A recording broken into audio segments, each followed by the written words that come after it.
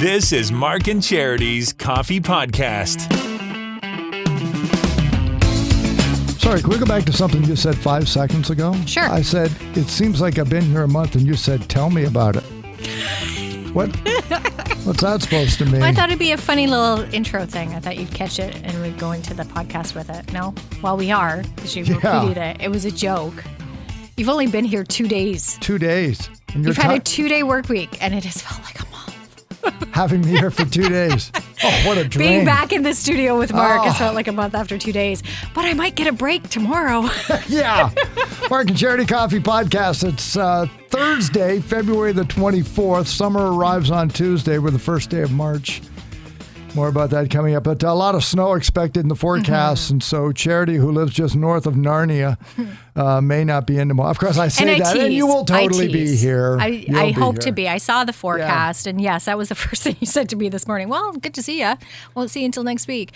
Because this month has just been one advisory, warning, snowmageddon, ice-ageddon. Like, it's just been one thing after another when it comes to the weather. And a lot of wind warnings, too. A lot. It's blowing been incredibly snow, visibility windy. concerns. Yeah. And that was, I would say, probably more the case last Friday when I ended up staying home than the actual accumulation. And then on Tuesday, you finally managed a day off. But I'm not going to lie, Monday night, I was sitting there thinking, they're calling for freezing rain. Should I talk to Mark?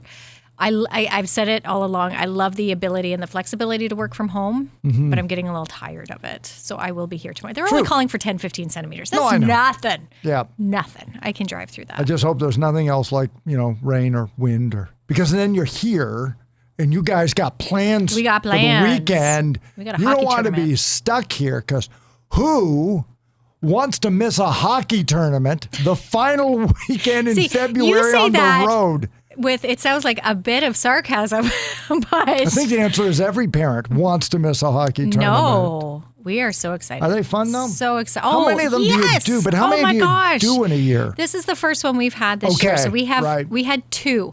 Typically, I would say on average, probably most have 3.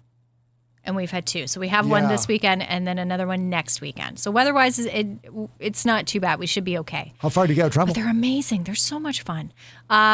This weekend's Halliburton. Okay. Next month's Huntsville. Okay. But they were eyeing one up around Port Dover.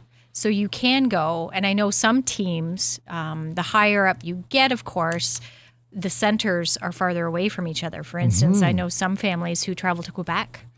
Wow. For tournaments. Toronto, Ottawa, like some of the larger areas, they do travel a little further than what we It's exciting if you don't do it. But I had known people when, my kids were that age, they didn't play hockey, but a lot of their friends did.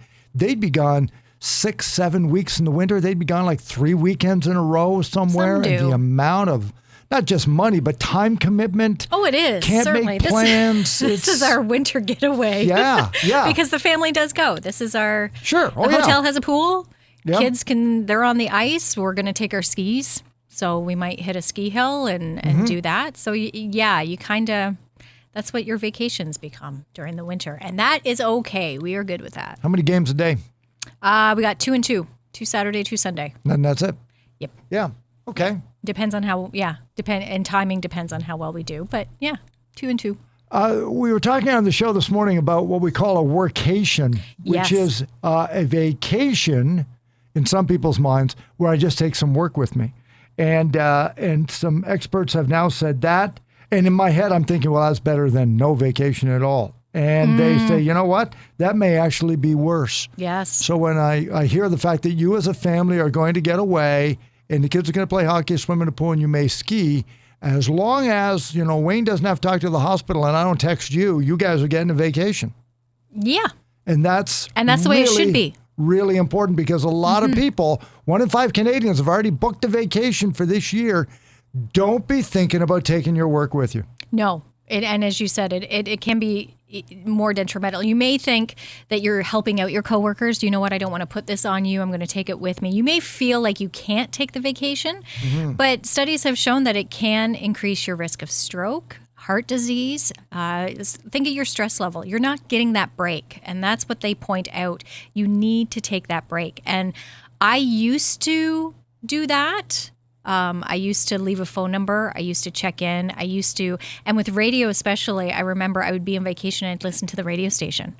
And I found that hearing things on the air would drive me crazy if they weren't right. Yeah. And I don't want to assume. Wouldn't catch. Exactly. I don't want to assume, but I think sometimes you would do that too. You hear things. You hear differently than what a listener does. So you know the order of songs. You know the order of stop sets or commercials.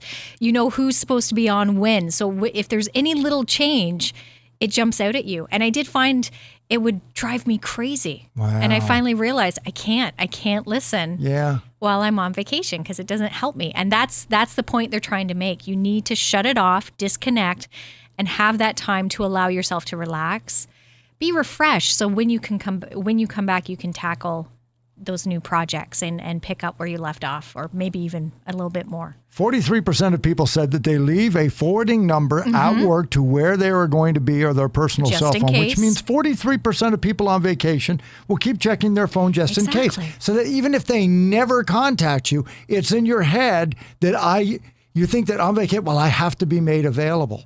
Or the other side of that, and it's true, it happens to everybody. Like when I'm on vacation, it's more work for you. So some people would think, well, I don't want to do that to my coworkers. So it's a reason why they don't take all 15 or 20 of their vacation days. On average, we leave 3 on the bench a year. 3 days that we don't take on average. And part of it is because we feel guilty that if we're gone, more people have to do work. It creates more work for others. Yeah, even though they would probably say, hey, you go on vacation, I don't mind pitching in more. When the shoe's on the other foot now, you go on vacation. There are some people that say, I don't know, it's a busy time and it's just not good. Wouldn't be fair if I went away. 39% of people feel that way. Wow. Yeah. Like that's a huge number. And I know it can be hard for some people to shut that off, but that tells me that it's even more important for that person to shut it off. If you can't step away for a week, 2 weeks, and just relax with your family or by yourself, however you vacation, then you're down the road that's going to come back and bite you. Because you know what? It's not true. It's not true that the company will fall apart if you're not goodness, there. No. It's not. But you think in your head, well, if I do that, not that it'll fall apart without me necessarily, but it's going to be too busy. It's a bad time. I would feel guilty. No, it's fine. Fine. I hate to tell you this, but you can be replaced. Yeah. Like they will find someone to replace you. If you were unfortunately to fall and break your leg and you were in the hospital for 3 days, company didn't shut down. And they would keep going. They didn't have any prior warning. At least on vacation, they know you're on vacation. You can sort of work up to it. You can prep. You can get ready for it. And yet they are able to do it. So absolutely do that. And the other part of that I thought about since we talked about it on the air that you're really missing out on is enough psychologists have said that oftentimes, not all the time, but oftentimes, that week or two leading up to vacation, that euphoria you feel that we're about to go on vacation, like when your family, when you guys went to Florida, to Disney World. The build up to it is awesome. The family fun for weeks leading up to that, or the Christmas when you start buying snorkel equipment if you're going like down south or something. Yep. That joy, not that it eclipses the vacation, but that's part of it. That can be just as enjoyable. Yeah, than going they say on in some cases it's more because it lasts longer. Sometimes vacations don't live up to. But if instead you're thinking, well, I feel guilty about vacation and I want to be available for work, you're now ruining those weeks leading up because you're not looking forward to the vacation. It just seems like a different place to work.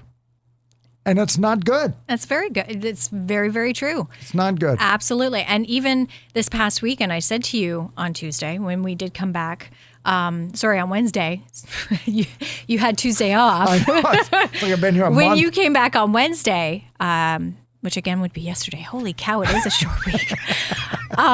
You did text me. You and your wife both sent me a message over the weekend, and I purposely did not respond. And I felt guilty because I didn't want you to be hurt by me not responding. But I thought, no, Mark has a day off. This is his weekend, and he finally gets a day off. At no time am I going to talk to him. I'm not talking, and even on a personal level, no. Radio silence for 4 days. Right. You need to have your time. That's where my thinking is too, because it's so important. Like you need to have that time and respect people who are on vacation to allow them that time. Well, I respect that, but my wife will never text you again. I know. She's mad at me. And to your point of the lead up, we talked this morning, too, that you and I are within that 20% who have already booked our vacations this summer. In fact, I had booked our summer vacation last summer. I had already booked that time off, knowing what we were going to do this summer. Yeah. So we are taking some time in August and taking the kids on a road trip. And already we've started talking about that. Yeah. And the kids are. And you're right. I love it that they're excited about it, and that and it's not to build it up into something that's unattainable, but just that excitement of, we get to go away and we're going to do things, and what are we going to pack? And what are we going to see? There is that excitement to it too, and that can make such a difference, especially in February when we have a winter weather travel advisory and Kath and I, we have our campsite at Provincial Park. If you've been trying to book a campsite at Provincial Park, you know that they're unicorns. They don't exist. You can't get through. It's 7:00 in the morning, and everybody in the world is clicking now, reserve. Oh, my heart broke for you last week. And we kept going over and over, and then we finally got one, and so we're pleased about that. But we talked about it all weekend. We got a campsite. Like, we're so relieved. And now we look at the pictures. I start figuring out where we're going to be. We're going to be at Bon Echo sometime in June. I know we got that coming up. And so we've already talked about how much we're looking for this summer because we've got it. So to not have that to look forward to is detrimental to your health, everybody. And after 2 years being in a pandemic, come on. And when you are there, you're not going to be checking your phone. Yeah. You're not going to be connected. You're not going to be calling here. I am not going to be calling you. You make that clean cut, you go as you should. And that's the point that they're saying you need to disconnect and take that time. Don't give up the time. Yeah, use them all. You said this morning you take my time. Don't worry. Yeah. I use up my time. Yeah. I definitely use up my time. We laughed about that because one year came out a list of how many vacation days, because our fiscal is Labor Day.